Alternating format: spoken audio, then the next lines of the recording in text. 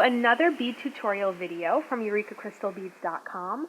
Before I get started, head on over and check out the other videos we have up. If you like what you see, hit the subscribe button, and if you want to be notified as soon as we put up new content, which is quite often, go ahead and hit that little notification bell. So to get started, what we're going to be doing today is another stitch tutorial. So it's going to be on right angle weave, and this is actually one of the trickier stitches for people. So we're going to learn it with some really basic beads. You can make it much more complicated with different numbers of beads, different patterns, sizes, but we're going to keep it really basic to start out.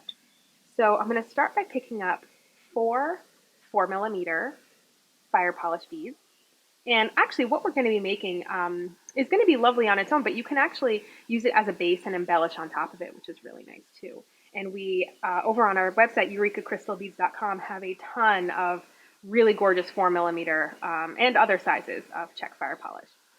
So what I'm going to do is, now that I've loaded on those 4 beads, I'm going to go back through them, heading in the same direction, so that way my needle is popping out the same spot that my fire line was popping out.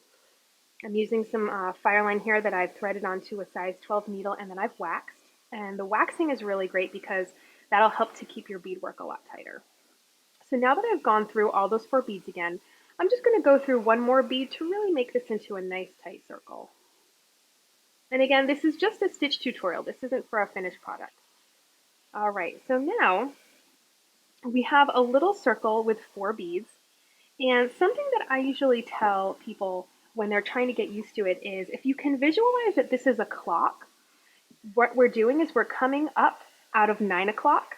And then we have 12 o'clock, 3 o'clock, and 6 o'clock. So that may help give you a visual. Another visual that's helpful is if you think of this as a compass. We're coming up out of the west bead, and then we have north, east, and we have our south bead. So that may help you.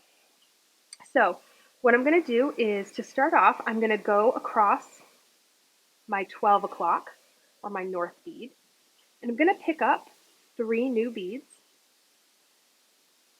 And I'm going to go back into the same bead that I'm coming out of, kind of like when we made our loop. So that way I'm looping back around and I'm coming out of the same spot that my fire line is.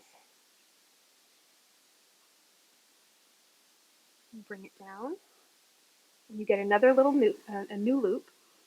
And now, to finish off this step, we're going to go up our 3 o'clock and across our 12 o'clock, or up our east bead and across our north bead.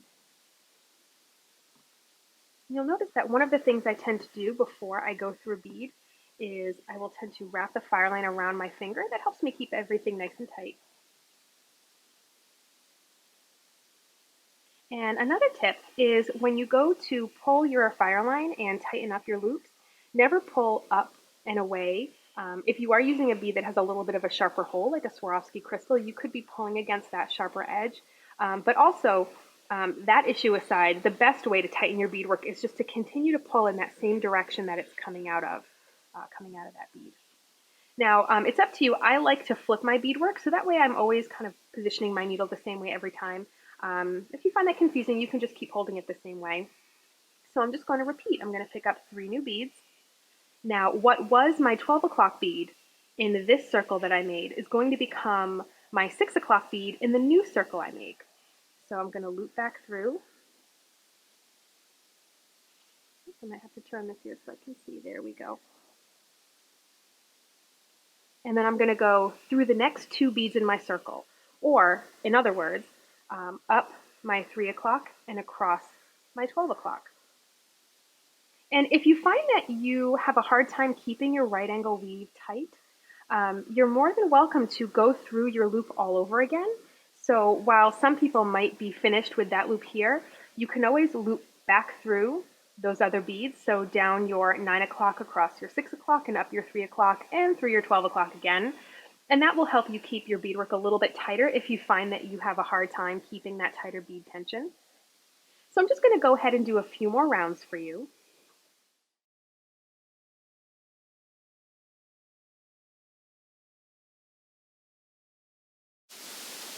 All right, now where I would be finishing off this loop would be to go across my 12 o'clock bead, but if you're looking to turn a corner, what you can do is hang back and stay coming out of that bead that you're coming out of right now before going through that top one, which would set you up to do another loop heading away from you. And what you can do is now build your next loop coming off of this side loop, or this side bead. So we can just pick up our 3 beads, loop back around,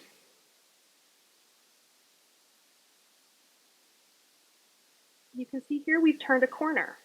Now the last thing I'm going to show you is to continue in this row, we actually won't need to add 3 beads each loop. And I'm going to show you why. You'll notice I'm just going back down through my new beads. Now, what I'm going to do is add on another loop here, but 2 of my beads are already here. So again, if we think about that whole clock visual, I'm coming out of 12 o'clock. I have my 9 o'clock bead here, so I'm going to go down my 9 o'clock bead. And I'm going to pick up the beads that are going to be my 6 o'clock and my 3 o'clock, which are going to sit right here and here. And I'm going to loop back through 12 o'clock. You can see it came right in there. And then I'm going to go down my 9 o'clock and across my new 6 o'clock. And then I'm sort of set up to do another sort of half clock. So again, right here we're coming out of what will be the 12 o'clock of our next loop, and we have here the 9 o'clock of that loop, and then the 2 beads we'll pick up will be our 3 o'clock and our 6 o'clock, and we'll just loop back through. And that's all she wrote, folks. So again, this is just another basic stitch tutorial. This one was for right angle weave using 4mm fire polish beads, and I hope to see you guys next time.